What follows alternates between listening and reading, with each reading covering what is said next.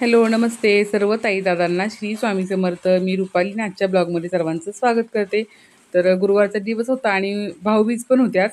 तर भाऊबीज होती आणि परीच्या पप्पांना गावाला जायचं होतं, त्यामुळे त्यांची पूजा चालली होती आणि उपवास असतो, त्यामुळे पूजा ही त्यांच्याकडेच असते आणि त्यांची पूजा चालू असते तोपर्यंत माझं रांगोळी वगैरे काढून घेत असते मी. आणि गुरुवारच्या दिवशी तर कसं होतं, असं काहीतरी सण असल्यासारखंच वाटत असतं मला तर.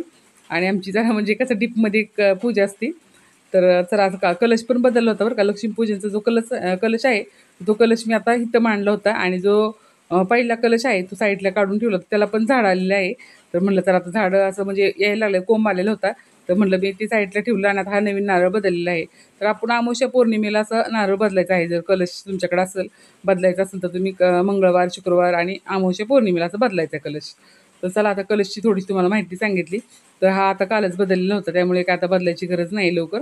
आणि माझ्या प्रत्येक कलशाला काही ना काही म्हणजे असं झाड येतच असतं आणि कोंब येतो पहिल्यांदा आणि मग झाड येतं. तर परीची चालू होती भाऊबीज करायची. तर पप्पांना पहिल्यांदा ओवाळलं तिने. तर तिला काय काय वेळेस चुकती बरं का ती. तर असं चालू होतं बघा, आपलं म्हणजे खेळीमेळीचं चालू होतं. तर पप्पांचं तिचं आपलं चालू होतं जरा थोड्याशा गमती जमती. तर पप्पांना पहिल्यांदा ओवाळून घेतलं तिने आणि त्यानंतर दादाला ओवाळलं. तर दोघांची भाऊबीज चालू होती बघा. आणि मला काय गिफ्ट देणार पहिलं ते असं तिचं. तर पप्पा तुम्ही आज किती पैसे देणार आहे मला, हे असं चालू असतं तिचं. तर अशी थोडीशी गंमत जम्मत करून आमचं चाललं असतं बघा. तर परी छान अशी पप्पांना ओवाळून घेतलं आणि मग दादाला पण ओवाळून घेतलं तिने.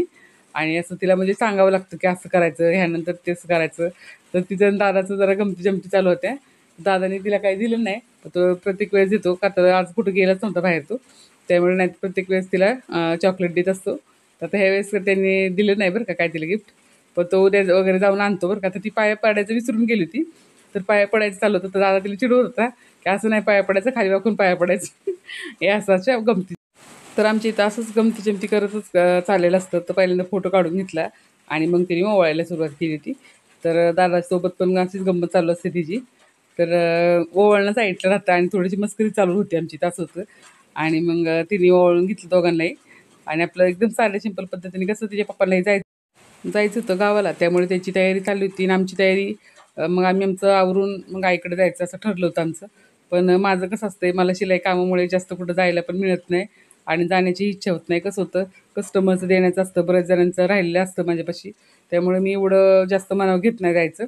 मग ज्यावेळेस मला पूर्ण सगळ्या कस्टमरचं गेलं की मग आपण आपलं मग जायला फ्री वाटतं. आणि एकच दिवस जायचं आणि एक दिवस लगेच परत यायचं. कसं होतं, इकडं मुलांची शाळा, आपण कुठं जाऊन राहून जमत नसतं. असं माझं रुटीन असतं. तर आजचं रुटीन तुम्हाला कसं वाटते कमेंटमध्ये नक्की सांगा आणि नवीन असेल चॅनलला सबस्क्राईब करा. धन्यवाद.